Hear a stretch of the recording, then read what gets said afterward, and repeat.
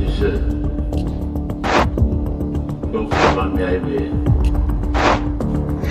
आदरणीय बुजुर्गों, माताओं, बहनों,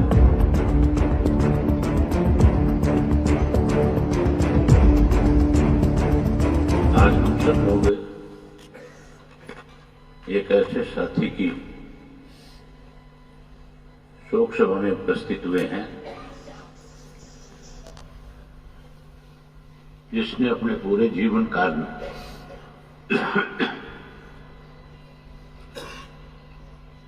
आम लोगों के प्रति सहानुभूति रखी। उन्होंने न केवल राजनीतिक तौर पे लोगों के साथ अपने अच्छे संबंध बनाए, बल्कि सामाजिक जिम्मेवारियां भी बहुत बड़ी बड़ी उन्होंने निभाने का काम किया।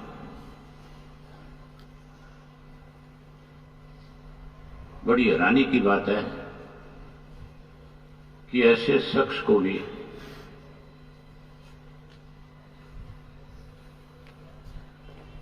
केवल अपने साथियों को राजनीतिक तौर पे बचाने के लिए सरकार जो है ऐसे षड्यंत्र में भी शामिल हो जाती है। ये तो पूर्ण रूप से एक राजनीतिक हत्या है। मैं इसको इसलिए राजनीतिक हत्या कहता हूं क्योंकि उनका किसी के साथ कोई ऐसा द्वेष था ही नहीं जिसकी वजह से कोई इस तरह की नौबत आई। आपस में राजनीतिक तौर पे तो ये ठीक है कि एक दूसरे के सामने चुनाव लड़े जाते हैं, अपनी अपनी पार्टी को मजबूत किया जाता है, लेकिन उन्हें तो 6 महीने पहले यहीं के पुलिस के अधिकारी ने इस बात के लिए आगाह कर दिया था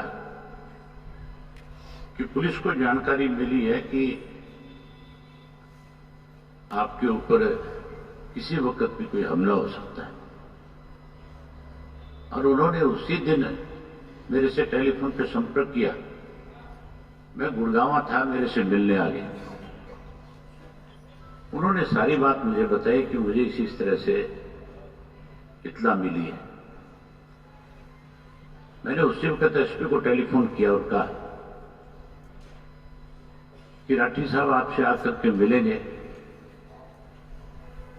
इन्हें आपके ही डिपार्टमेंट के लोगों ने आगाह किया है कि आपके ऊपर साजिश के तहत कोई हमला कराया जा सकता है, तो आपकी जिम्मेवारी बनती है कि आप इनको सुरक्षा प्रदान करें, और जिस किसी ने भी इस किस्म का षड्यंत्र रचने का काम किया है उसकी जानकारी हासिल करें, ऐसे लोगों के खिलाफ आप सख्त कार्रवाई भी करें।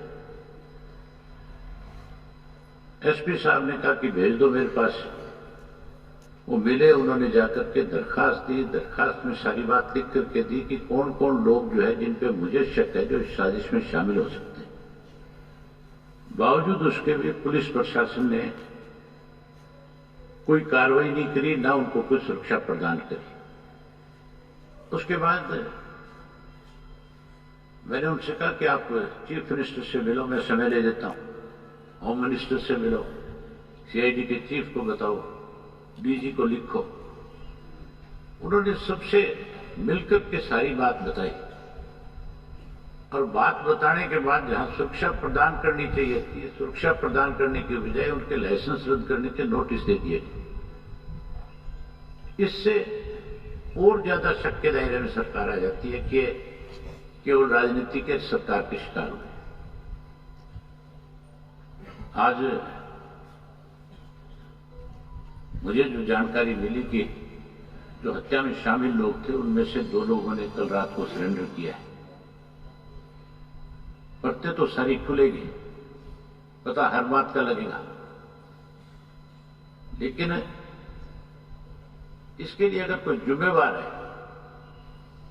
तो फिर मान के चलो सत्ता में बैठे लोग हैं, सरकार में बैठे लोग हैं। सरकार इस हद तक जा सके ये कभी सोचा भी नहीं था। अगर सरकार जिम्मेवार नहीं होती तो फिर जिस दिन सरकार के खिलाफ इस बात को लेकर के काम रोको प्रस्ताव विधानसभा में दिया गया तो सरकार की तरफ से किसी एक आदमी ने भी इसके ऊपर किसी और को जिम्मेवार ठहराने के बजाय मौन साध दिया। उससे भी साबित होता था कि ये लोग शामिल हैं। और मैंने भी जब ये सारी बातें रखी तो कोई जवाब नहीं मिल रहा था।